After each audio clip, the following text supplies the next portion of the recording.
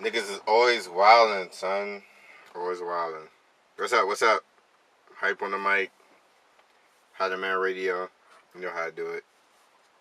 Here chilling in my car at the local Giant.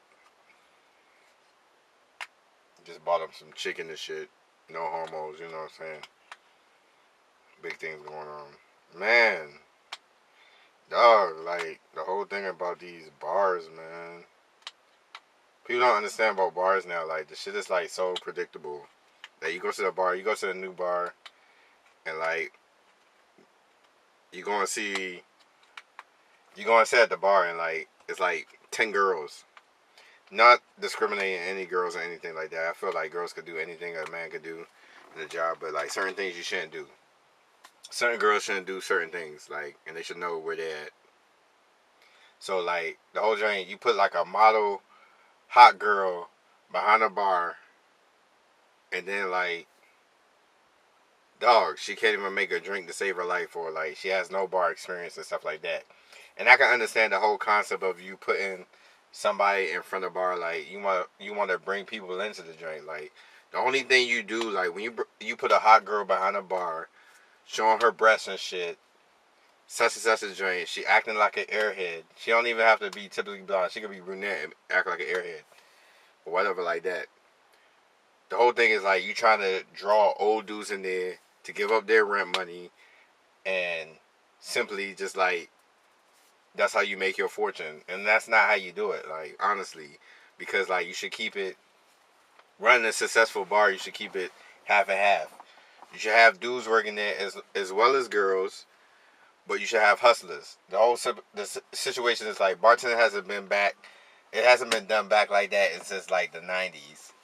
And like you know what I'm saying, it was like it's few bartenders still out there that could still do it. Like I know a few. Like man, I'm not gonna name their names because like I'm not gonna like put anybody down. Or I'm not gonna like big anybody up because like they know who they are. Like they know because I go and see them all the time, and I show love, and they show me love. Simple as that. Like you know what I'm saying. You got a regular coming in, and they drink freaking 3 beers, and they leave you $3, but they come in there every fucking day. That's a regular. You know what I'm saying? Like you can't be expected like okay man, he only leave me $3, but like look, he left you $15 for the whole week. He came in there 5 days a week. He left you $3 every time he came in the joint. He had 3 beers. You charge him for everything. Like, what's the big deal? Like, people don't look at it like that. They were like, oh, cause I gave you 3 beers, why you ain't give me $20 bucks, $20 and tip? That's typical. That's typical. Like some girl shit right there, dog. Honestly, like you don't look at the longevity of it. Like he's paying your bills. You look at he comes in there 5 days a week, 42 weeks out of the year, 365 days. That young just paid. He just paid your car note 8 times, or he just paid your rent 6 times. You're not even understand the whole joint. Like I look at that as a legit regular.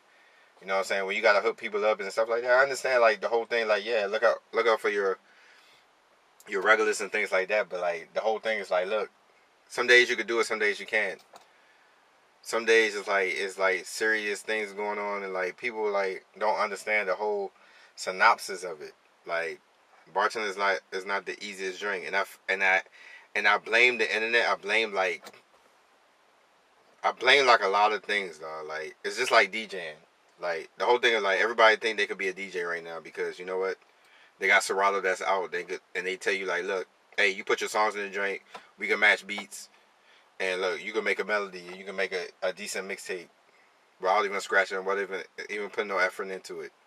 That's how DJing is right now. Everybody that using Serato shit, I don't even use that shit. Honestly, I rather go and use crates, and that's why you don't see me doing a lot of like shows or clubs in DC area because like I rather not get paid for what I do. It's a hobby because it's a hobby to me. Like DJing is a hobby to me. I have got far away from. I had got long things. I've done a lot of things that I want to do just by DJing. I have traveled and I have like gone to see new people, new places, and everything I want to do through DJing. Just because I'm more than like a DJ. I'm like an artist. Like I'm like an entertainer, and that's how I like portray my life to doing things.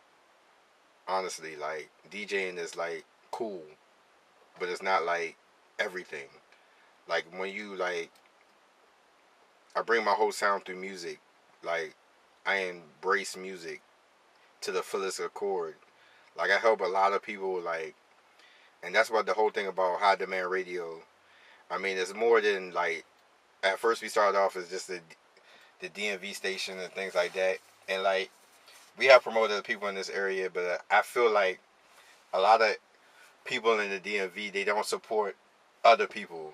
They don't support the people that's coming up right behind them. Like they don't support that next artist next to them.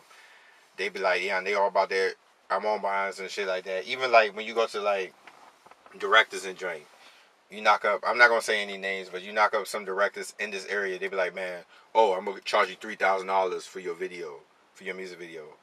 $3,000 for a 5-minute video? Seriously? Honestly. You gotta look at I look at this whole joint like if you got a video team, like why you gonna charge somebody $3,000 that's an indie artist that is just new to the game. It's just new to the game. You're gonna charge them $3,000 to make a decent video. When you could just charge them a certain amount that y'all could meet up around, because they gonna look at the longevity of it. You're gonna be like, okay, this is what I could do. You helping me out by putting my name out there. I'm helping you out by putting your music video out there, joint. As long as you put me as the director on your video, as long as you give me credit for the video that I made for you, joint, everything is good. What's the problem with that? You still get that exposure that you need. You still get that recognition that you need. And you know what? Okay, you help somebody out. It's rather helping somebody out than being greedy. And that's what a lot of people in DMV, they're DMV artists, some models are so greedy. They feel like, okay, $1,000 to be in your video. I'm charging $100 for you an hour to be in your video. I'm charging $100 to come out there and get an hour for photo shoot.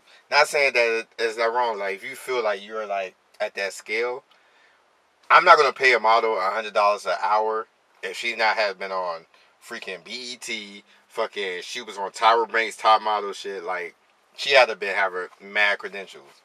And even that, I won't even use her because I don't use people that have already been established. I use people that are coming up, that want to be established, that want to take it to the next level, and all that. Yeah, and that's the type of person I am. Like I help people from a distance. Like a lot of people I've helped have never met me, and I help them in some way. Like I put their name out there. I put them in the hands of somebody else that I work with and things like that. So that's the whole situation of what things is going on. Like this is my vlog. Like honestly, I'm in a hot ass car. I'm in my Galant. I make money. Like I'm not even gonna lie. Like I'm in a Galant that I pay cash for. Something like 2004. Paid 10 grand. Bought from an old lady. Pay cash. That's me. I don't need a Bentley. I don't need a BMW. Nobody does that no more. Like honestly, like I don't need every Jordan. I still have Jordans. I have Jordans that fit me since I was in freaking ninth grade. My feet hasn't got bigger. Like I'm not gonna buy 8 pairs of the same Jordans. Jordan love people that buy his shoes 8 times because you like contributed to him. Honestly, I'm sweating right now. Let me crack this window. Seriously. Yeah, y'all hear this? See, I cracked the window now. Yeah, see, the music came on and everything. But anyway, yeah, this is my vlog. You know, Hypa HD. I just want to stress a little couple of things. You know what I'm saying? Like honestly, little couple of things. Hey, my birthday Saturday is going down.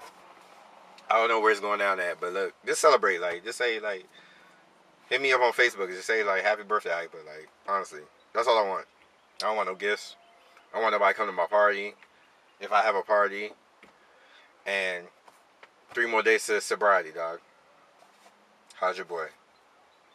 And people don't understand, like, sobriety could be many things. It could be a new mixtape. It could be me stop drinking. It could be a lot of things, dog. I'm actually going on a gluten-free diet, so I'm stop drinking beer and shit.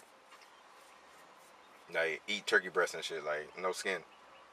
Like, really true shit. So, like, that's the type of things I'm trying to do right now. Honestly, alright? So, be out with it. Hypa HD, Ouija, High Demand Radio. Check it out. Don't forget to check out my website, highdemandradio.com, dog. It's going big. It's the biggest thing out there right now. I'm about to cut out. Out. Really. Seriously.